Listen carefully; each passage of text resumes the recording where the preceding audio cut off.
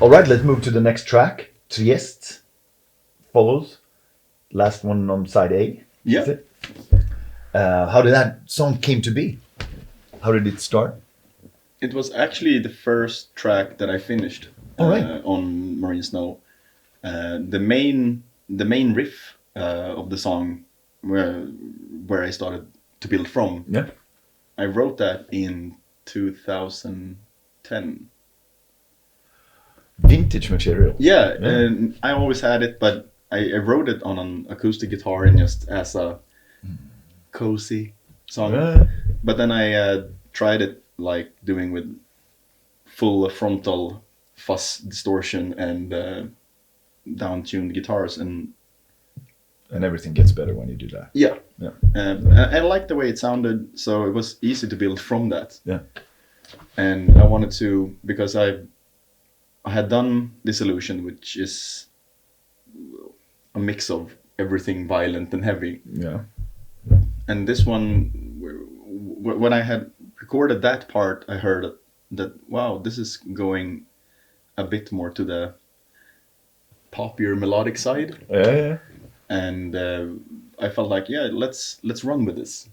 And I continued to write it, and I felt like, yeah, but let's do it towards a more indie sludgy sound. Yeah. But I wanted to go back to the metal roots too, so it has a lot of which I'd never used on the first album. So I felt like, yeah, let's mix these worlds and see what happens. And I think it came out kind of cool with the melodic post-rock indie stuff mixed with trashy. It's very angsty, and for sure, and kind of emotional. And who did you have in mind when you started writing it as a vocalist for it? Martin Persner from the beginning. Okay. He was actually. I was at my friend's house when I got the test press of Disillusion Fire. Yeah. So I went to him, and we were going to listen to it together, and Martin was actually there. All right. So we heard the test press of Disillusion. He felt like, yeah, this is kind of cool. Yeah. And he has this dreamy, melancholic voice. Yeah. And I felt like, because Trieste as a song is kind of massive, it never lets off. It's just pummeling big riffs. And I felt like that, with his really tender, not tender. No, but it's kind of like a delicate voice. Yeah, delicate voice. Yeah, would be a cool thing to mix. Yeah. So I sent the song to him, and he worked on a bit on it and sent me like a 15-second just teaser. Like, this is what I'm working towards. And I loved it. It felt like, yeah, you're nailing it. And he had a lot of fun with the lyrics. It's a lot of tongue in cheek. Yeah. And it's still about the big concept of the arc of the album. Yeah. And this song, with his lyrics, because he was really turned on about the title Trieste. Yeah. So he wrote about this bath escape and the descent into the Challenger Deep. Oh yeah. So, and I think thanks to his voice, it got a bit of Bowie vibe. Heavy Bowie. Yeah, wow. Heavy Bowie. Yeah, that is true. And since Bowie is my house god, so I felt like 2 thumbs up from me. Perfect, yes. It's an awesome song. Very cool. And that concludes side A. Yes. Yeah. How are you? Everything all right? Yeah, I'm all good. Yeah. I'm a night creature like me. I don't particularly like the winter period because I miss out on daylight. Which, well, it's what it is. It is what it is. I hear you. All right. So in a few weeks, the new Novarupta album comes out, and you are very much a part of one of the songs, Trieste. So how did that come to be? Like, what was the deal? Like, how did you learn about the project? How were you approached, and how did that work out? Well, Alex, who is more or less Novarupta, we have like a couple of mutual friends, right? And one of them is called Claudio Marino, and he's the singer of this band I'm in called Teed, and he was a guest singer at the last record. And I think the song was called Tum Skruva or something. I can't really. Oh, that's true. Yeah. Yeah. So I already then I heard about it, and then by this other friend in Gothenburg, I got to know Alex, and he, over like a couple of beers one day, he just asked me if I would be interested to sing at one of his songs, and I went, well, I'm not too sure, but because I don't do growls. Well, I do, but not in music, but yeah. So I was kind of perplexed to even be invited, but so that's how it started, and then he sent me the demo or the rough sketch of the song, and I was like, oh my fucking god, I can't do this, because I couldn't find a cue. I couldn't find a way in to the song at all, and I had no idea what to do. So I had it was so hard. Actually, it was really. That was the fun part, because obviously I nailed something in the end. So yeah, and it's a 7-minute song almost, and So how did you approach something like that? Like, did you have the lyrics already, or did you write them yourself, or what was that about?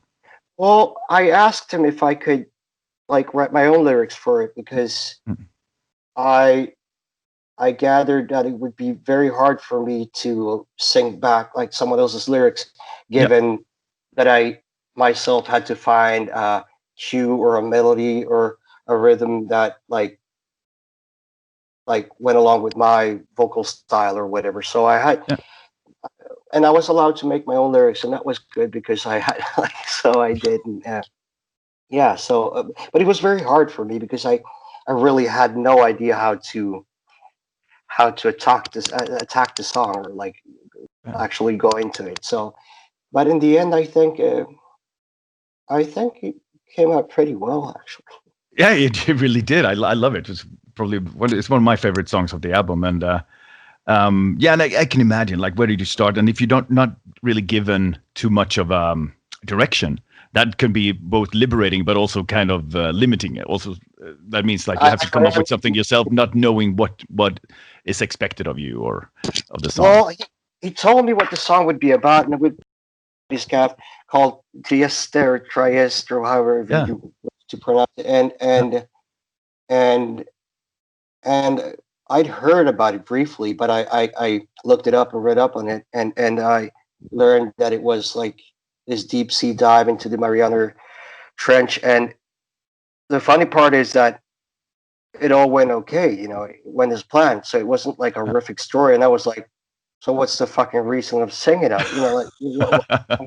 What could I possibly say that's scary about this? But as you say, having a frame around it by being given instructions of what the song should be about was way easier. So I went about on that trail, and and it's actually it's a little bit more uplifting in a way than the other songs on the album. It has at least an air of positivity somewhere, and I really dig that. It's needed. You somehow, well, not really come up for air, but I mean, I'm looking for another metaphor, but it still seems like it's a bit airier than the other really, really heavy stuff on it, and I think it's needed for an album like that.